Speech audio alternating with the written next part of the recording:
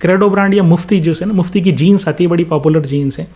तो इनका IPO दिसंबर 2023 में आया था और फैशन गारमेंट्स में लाइफस्टाइल कैटेगरी में है। तो फैशन लाइफस्टाइल कैटेगरी का मतलब ये कि जो आजकल के जो युवा जिस तरह के कपड़े पसंद करते हैं ना, कोई पार्टी वियर नहीं है और कोई फॉर्मल वियर नहीं है, उसके अलावा जो रेगुलर वो जो अपने बाज़ार में कभी जाना है, इधर उधर घूमने जाना है, तो उस तरह के जो कपड़े आजकल के युवा पहनते हैं ना, एक्चुअली उस कैटेगरी में।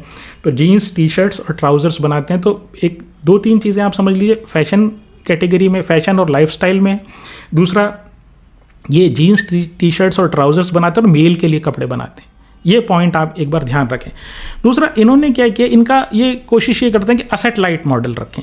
तो असेट लाइट मॉडल का क्या मतलब कि ये जो है ना, आपने हमारा हिंदुस्तान फूड वाला अगर वीडियो मतलब क्वेश्चन आंसर जब हमने किया था, तो हिंदुस्तान फूड करके कंपनी थी जो हमारे दर्शक ने पूछी थी, तो उसके बारे में हमने बताया। तो वो क्या करते हैं कि वो बड़ी बड़ी कंपनियों के लिए आउटसोर्सिंग का काम करते हैं, हिंदुस्तान फूड्स।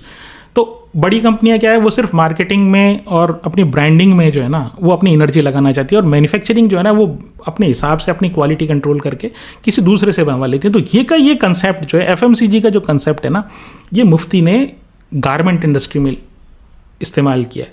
तो ये क्या करते हैं, कोई रेपुटेड जो इनके बनाने वाले हैं या और दूसरे जो कारीगर हैं, उनके पास उनसे ये माल बनवाते हैं और ये बता देते हैं भाई इस तरह का फैब्रिक है और आपको इस तरह की डिज़ाइन जो है ना, ये बना के आपको मुझे देनी है।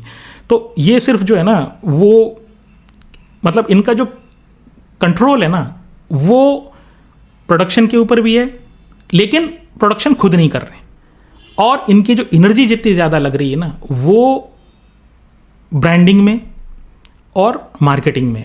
तो अच्छा कंसेप्ट है।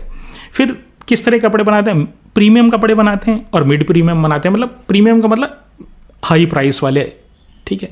अब प्रीमियम और मिड प्रीमियम में क्या फ़ायदा होता है कि देखिए, प्रीमियम और मिड प्रीमियम में ये फ़ायदा होता है कि जो आपके ग्राहक होते हैं ना, अगर उनको कपड़ा पसंद आ जाए और ख़रीद लेते हैं वो, तो मार्जिन बहुत अच्छा है।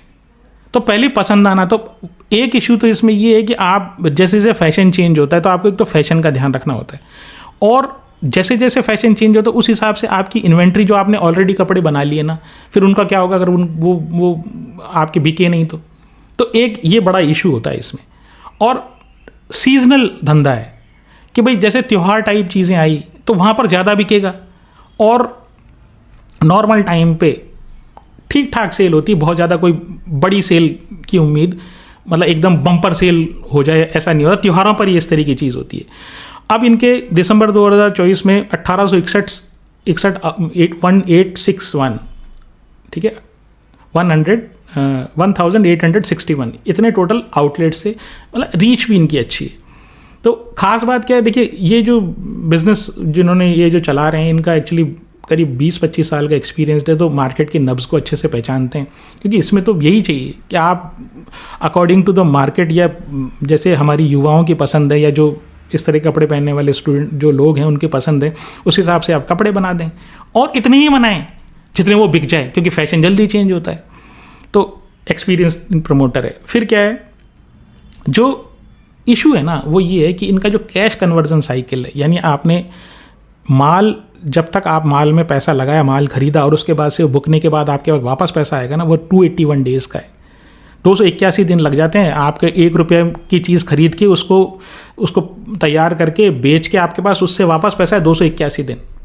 जैसे हमने जो पहले भी एक वीडियो में हमने जीनस पावर वाले में बताया था कि अगर आपका कैश कन्वर्जन साइकिल ज़्यादा होता है ना, तो वो बिज़नेस जो है ना, उसमें फिर आपको कर्जा लेना पड़ता है वर्किंग कैपिटल के लिए, लेना ही पड़ेगा आपको। आपकी इन्वेंट्री फंसी हुई है ना, आपको कर्जा लेना ही पड़ेगा। तो इसीलिए आप अगर देखें तो इनका जो डेट टू इक्विटी रेशियो है ना, वो हर 100 रुपये 65 रुपये का कर्जा है।